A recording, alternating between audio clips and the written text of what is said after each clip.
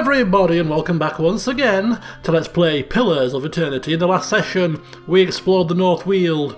We found Pertusok, whose soul was encapsulated within a white stag which was slain by some fangs. Didn't end so well. And we also found out what happened to Fiorn, I think he was called.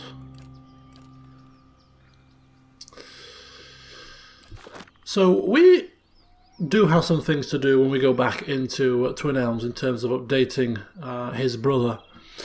But I wanted to start today's session exploring this here Temple of Hylea. And I am going to initially start to explore, but if you notice, we're a little bit battered and bruised. We've got concussion, bruised ribs, a wrenched shoulder, a swollen eye. But more concerning is the fact that Adair is maimed and has one hit point left. AKA, if he is even blown upon or struck down with a feather, he's going to end up dead. Not unconscious, dead and gone. So we really can't afford to get into any trouble at all. So we're going to scout the temple out, and if there's any sign of trouble, we are going to have to hightail it back to Twin Elms to get some camping supplies, because what do you know? We left home without any. Cardinal sin indeed. Ready, Watcher. Zawa is ready. I'm on the trail. Very well. So we are going to explore with our sneaky beaky types, and hopefully, we may Zawa is ready. be fortunate enough to stumble into a salesperson that may sell camping supplies here at the temple.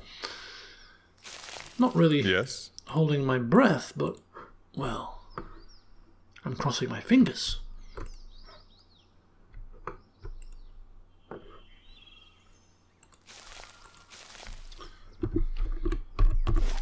Okay, so nothing down here except a collection of herbs.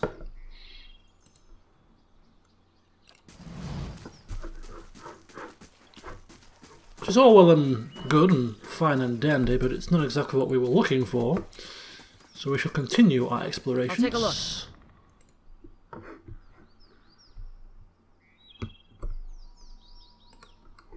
Now, if any enemies or any potential encounters look doable without Adair's services, then we may still press on, because we do have Zawa, who is a decent tank, and the rest of us, although quite battered and bruised, can still put up a semi-decent fight, I think.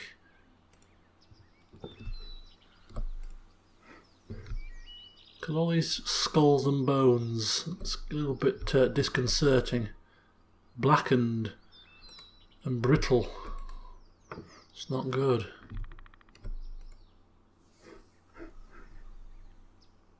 Ready, Watcher.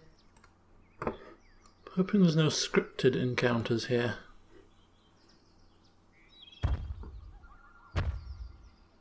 Right. What's the plan again? Was that a commentator's curse? Could well have been. And not just any old scripted encounter.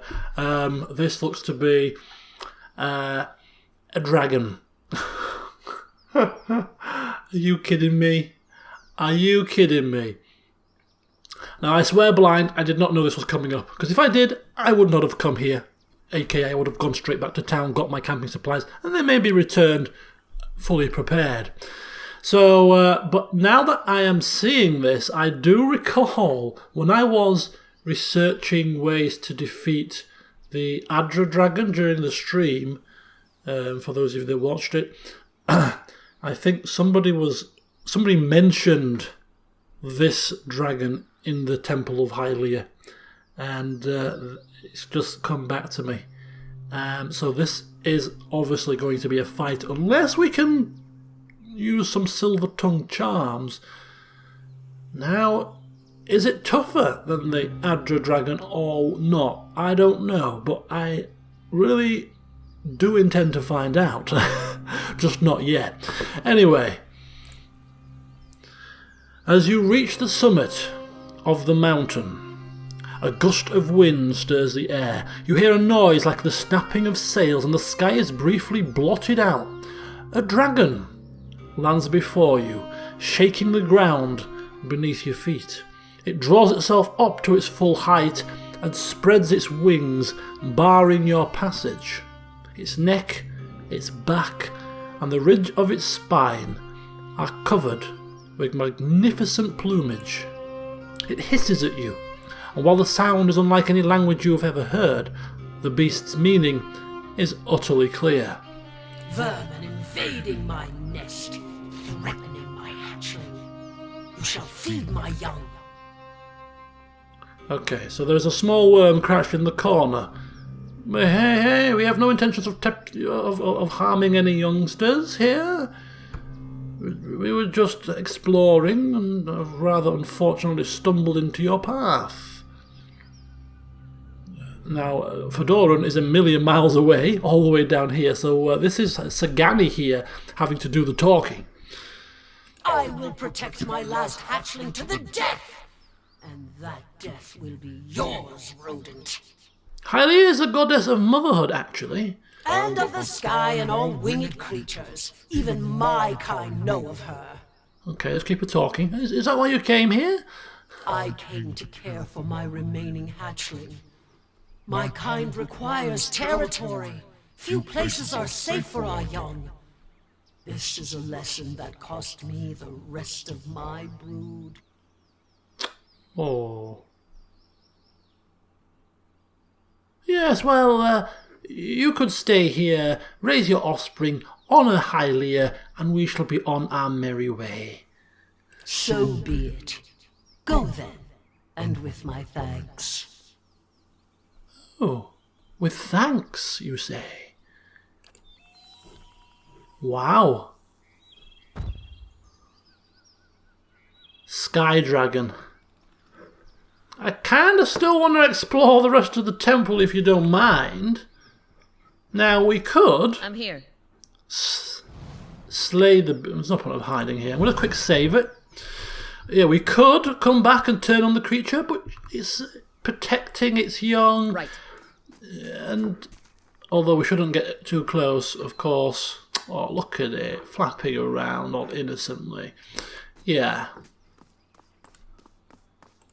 If we were forced to fight it, then we'd fight it. But A, we know Fedoran far too well by now. He doesn't take on ridiculously difficult challenges unless he is offered no alternative. If the alternative is to leave things be or skirt round them, then that's his usual choice. See, there could be some stuff in there, but you know what? We ain't that fussed. So when Sagani goes back down to report, although I don't think much reporting is required, I'm sure he's quite tentatively looking on and seeing this great beast landing. But Zawa is ready. landing at our feet, yeah, Sagani will give him the quick rundown. The dragon is protecting her young. She's come here to the temple of Hylea, goddess of motherhood and all that jazz, and she's letting us go with her thanks for leaving her be. And Fedoran says, oh, good work, Sagani. I had visions of us having to rush up there to save your hides, but seeing as you have been sent down with thanks from the dragon above, I suggest we leave swiftly, never to return again.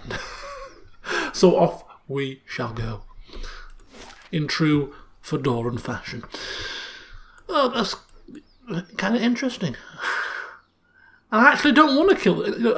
Looking, this is obviously from a roleplay perspective from Fedoran's point of view, but looking at it from a sort of a gaming perspective, I actually still don't want to kill the damn thing. Would you kill this poor dragon and its young here? It's up here minding its own business? No.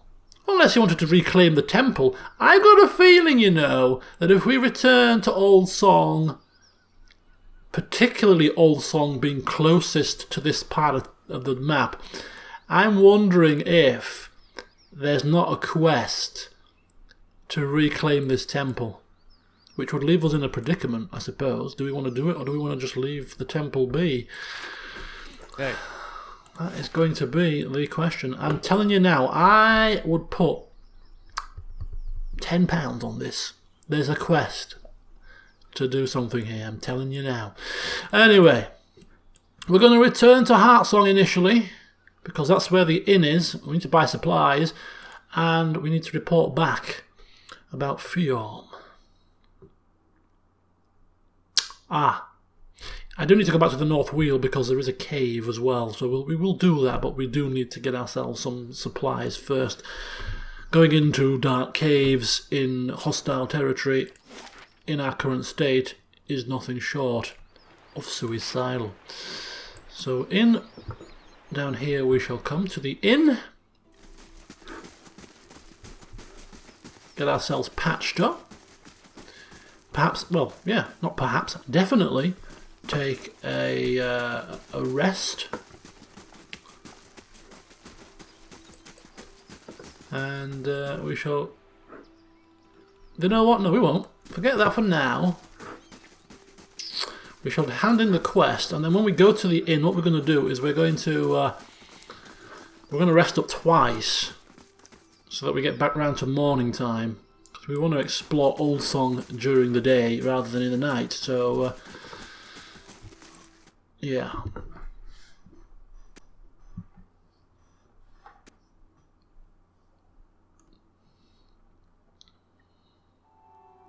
I just sincerely hope we're not attacked. Hey. Because there's going to be new reloading, you know, folks. If Adair falls dead, then Adair falls dead. As unfortunate as it is, we're going to have to restructure the party. So, yeah, this is a bit of a risk. He could flip if we give him the news and, you know... Ready when you are. Could take it out and us accuse us of lying. Not a problem. So this is potentially a sticky situation here. What brings you here? Asking about his brother. Fedoran announcing that we have concluded the task. It's time to speak with the Anamenfath. What did you see? Where's Fjorm? Riday takes a step forward. Tell me! Riday! The huntress thrusts her palm between you and her companion. The truth belongs to all of us. Even Arthwin, you know this. Riday hesitates for a moment. He wipes the sweat off his face, leaving traces of red paint on his hands. I am ready to share the truth with the Anamenfath. He looks up, and I'll make sure that so is Arthwin. Okay, share our findings. Hey.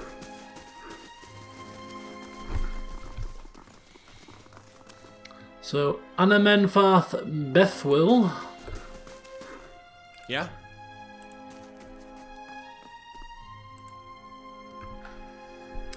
Announcing that we have been investigating Fjorm's disappearance. Indeed. Arthwin and Riday have spoken of little else. I do not envy your position, Galwis and Anams, yet your testimony may resolve the tensions between the Keepers of the Stone and the twice-split arrows. When you've gathered your evidence, I'll call a hearing. Well, you better start calling the hearing now, because we have our evidence. I will summon Arthwin and Riday. Their fates and the names of the tribes depend on what you will reveal to us. Once again, Fedoran takes centre stage. It's like the ducal palace all over again, giving testimony to the many. Bethwill stands at the head of the hall, lit from behind by dozens of candles. She casts a long shadow across the floor. We've gathered to weigh the claims of Arthwin and Riday in the matter of Fjorm's disappearance. To that end, we are honoured by the presence of our Galwis and Anams, whose insight will help us render a verdict. Murmurs of astonishment echo from the front of the hut. We begin with Arthwin's claim. He asserts that Fiom lured him into a confrontation with the Stelgar and that he slew the beast on his own. Fiom, he says, exiled himself, fearing that knowledge of his actions would heap shame on the keepers of the stone. She holds up a tooth as long as her arm. As evidence, he brings a fang from the great Stelgar. On the other hand, Ride states that his brother was tricked and murdered by Arthwin during the hunt. A hunter of Fiom's renown would not have fallen in the blood hunt but by treachery. Her shadow flickers and dances in the candlelight as she looks at you. And now we turn to our Galwis and Anams. We ask only that you share your observations so that we may find closure for these two tribes. What fate befell Fiom? Well, telling it plain, Fiom is dead. What? Ride stares at you, his face contorted between surprise and anger. He turns to Arthur. How? You puny weakling, how? The Anamenfath whips her neck toward the tribesman. Do not forget your place. Ride's chest balloons, but he quickly lowers his chin in obedience. Arthwin's eyes dart from side to side. The Anamenfath continues. It saddens us to know this truth, but we must still reveal it deeper. If this is so, how did the giant Stelgar die? Fiom killed the beast? Of course he did. Ride shakes his fist and looks to everyone in the hall. Arthwin is just a feeble hunter from the twice-split arrows, and a liar. Fur bristles along Bethel's arm. Silence! Her slitted pupils narrow as she regards you. And now we come to it. Claim the truth for the 6 tribes, Galwis and Anams. And we only have one option here. Fiom tricked Arthwin and fought the giant Stelgar by himself. They killed each other in the fight. Arthwin tried to cover Fiom's shame, but lied about besting the creature. Your words echo along the passage of the 6 to the solemn audience. Bethel nods. It is as you say. We thank you for sharing your truth with us. The Anamenfath turns to Arthwin and Ride.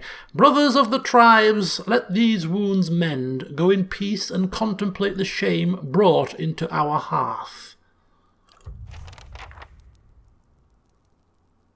A word, she says, as Ginger the cat is mewling. Ready when you are.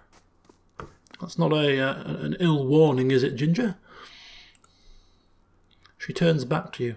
A shame upon both tribes is not what I would have wanted, but we must learn to turn our faces to these hard truths if we are to survive the coming seasons. Your integrity is a boon to us. Please accept this with our thanks. What did we accept? Sheathed in autumn. Ooh. Ooh, and a level up, of course. Ooh, and some updates. First of all, we'll take a quick look at this weapon here, which happens to be a unique one-handed sword, which we are instantaneously going to compare with Adair's current sword, Whispers of Yenwood. This does more damage, it is more accurate, it allows him to engage one extra enemy, does freeze damage, and can possibly be, well, it can be further enchanted with +2 constitution if we want it.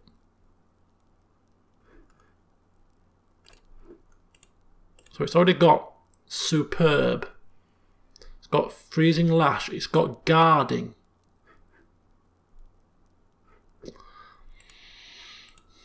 It's got, we can give it some kind of beast slaying or spirit slaying or whatever slaying should we wish to. The unfortunate thing is, though, it doesn't actually, we can't actually constitution, you can't constitution it. But are we double stacking constitution? Yes, we're double stacking constitution with weapon and armour. So we would lose 2 constitution if we equip it. which is a bit of a bummer, really, for our main tank, I suppose. So it's a toss-up between, do we want to engage one extra enemy, do a little bit of extra damage, have extra accuracy? I'd say probably not, because he's a tank. He's not meant to be dealing damage, really. He's meant to be soaking it up, and that extra constitution would come in very handy. So I think... And also this does convert grazes to hits, which also is pretty useful. We could always upgrade this to a higher degree of quality ourselves, perhaps exceptional, to give it extra damage and extra accuracy. So we could make it almost as good as that. Do you know what? I don't think it's as good. I mean, it looks very nice. Let's have a look at the blurb.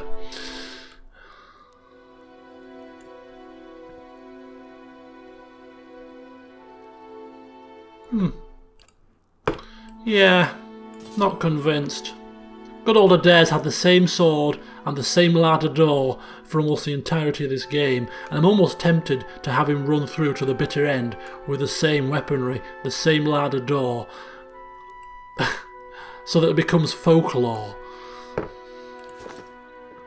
Just say the word. Alright, one last chitty chatty, make sure that we are not going to miss anything. No. Quick look at our blurbs here in the Fedoran's Keep situation.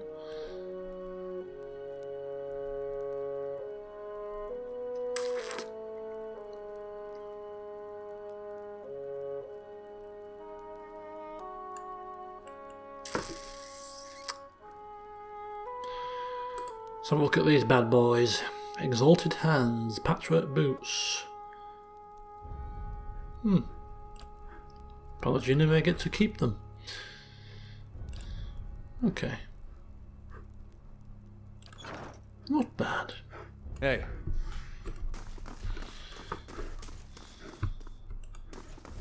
Looks like Fiorm, not Fiorm, Rade has moved on. Okay, so then to the inn, I suppose.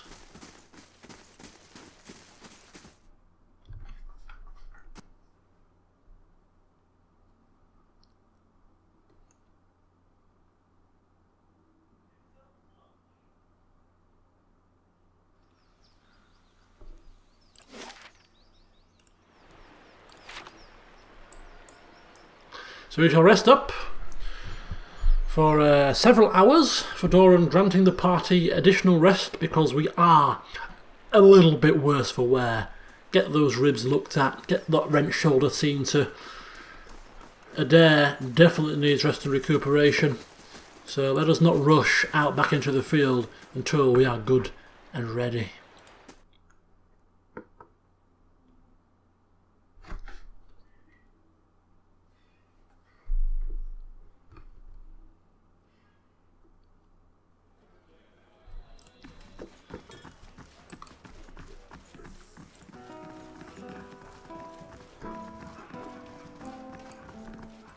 Ready when you are. Hello. Well, la la la la la. Let us get ourselves some camping supplies as a priority. And then we're going to rest up in the Celestial Suite for 2 rests. Have a moment to talk. Oh, Sagandi has finally come around. I wondered if it was going to be a matter of time before she brought up the situation. She went quiet on us after the incident with Persok and the Fangs.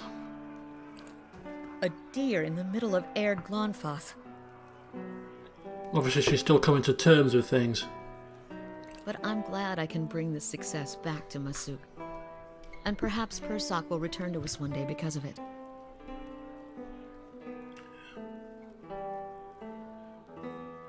I'm certain he will. To be honest, the biggest relief is knowing that my journey was worthwhile. That finding Persok and carrying our village's story to him will strengthen our community and return his soul to us. I'm looking forward to being back in Masuk among my family and my people. But more than anything, I'm glad to finally understand the purpose behind these last 5 years. What do you think? Do you feel as though you understand the purpose behind your hunt for Theos? Well, I definitely do need to know what happened in my past and why it still haunts me now. Those reasons can make all the difference. I hope they're useful to you. Anyway, Theos isn't getting any closer. I suppose we'd best keep after him. Indeed. Let's get to it. Oh, there we go. And, yep, some more resting required. Greetings.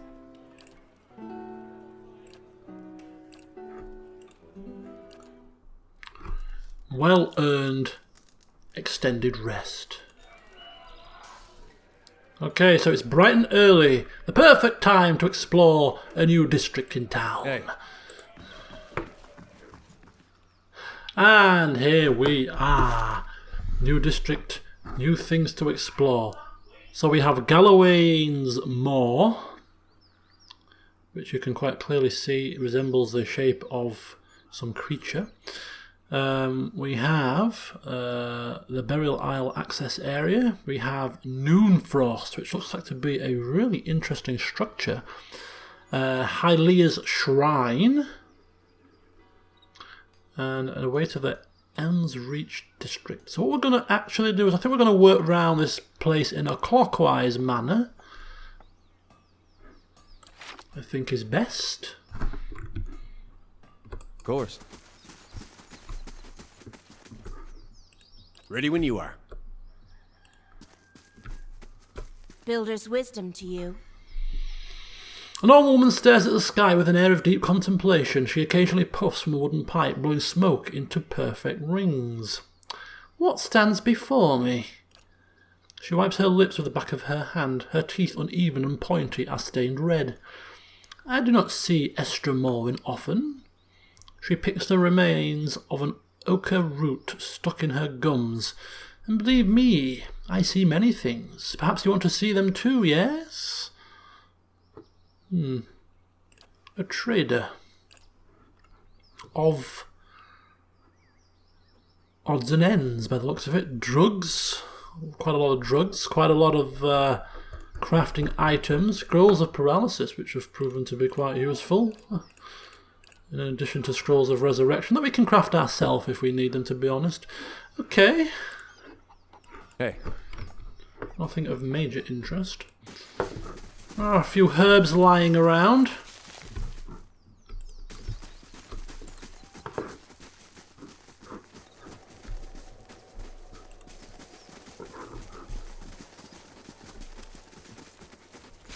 Hey.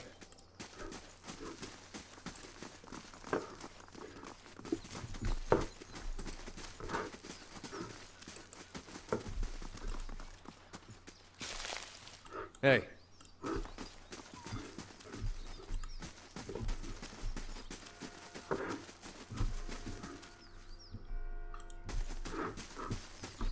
Children running around, bells ringing.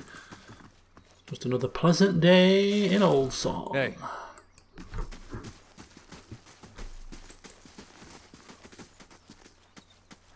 Oh, who's this guy chuntering away? Yeah? Builder's wisdom to you. Salutations, Estramore, the Orland chirps in a sing-song voice. I am known as Delem, chanter of Old Song. I trust you are enjoying the beauty of this sacred place. Yes, what can you tell me of this place? Old Song is a sacred site, home to many of the builder's finest works. Galloway's Moor, Hylea's Temple, and Rimgren's Temple, known as Noonfrost, can be found here. He looks you up and down with a smile. Visitors are a rare sight in Old Song. Whatever it is that brought you here, be thankful you have the privilege to see this place with your own eyes. Yes. Don't mean to sound rude, but are you the resident entertainer? I sing to entertain Old Song's visitors, but alas, the crowds have thinned into little more than a trickle. The chill wind from Rimgaran's temple is driving people away. Now I sing, but nobody listens. My music is without purpose. But if I know of a solution, a way for me to make my songs warm and passionate, countering Rimgrand's incessant chill. Orlan smiles and reaches out with a grasping motion. All I need are a few rare songbirds. I could eat them and absorb their musical energy. With that kind of musical prowess in my soul, I could sing a song that could bring back the merry crowds. You want to eat songbird? I don't think it quite works that way. Orlan stares at you dumbfounded before rolling his eyes and lecturing you. Eating the muscles of animals makes you stronger, right? And if you consume green stalks, do you not take on their pungent smell, even down to the water you pass? He smiles, pleased with his reasoning. Just as one cannot sweat if one is parched, I cannot sing without a nourished soul. It's all very basic. Did your parents teach you nothing of the food dropping cycle?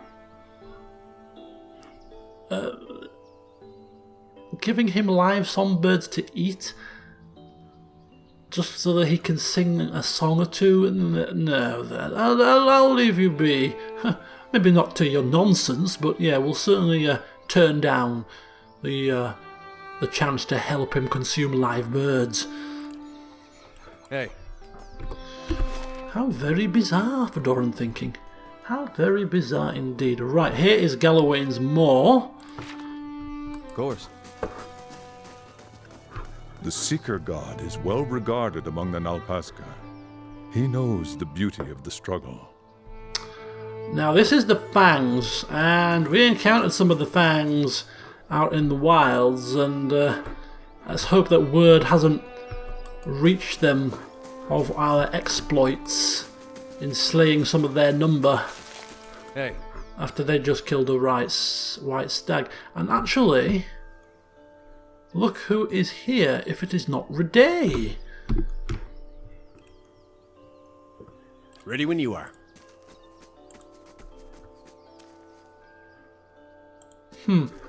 Hey. Looking scornful. Oh well. Let's take a look inside.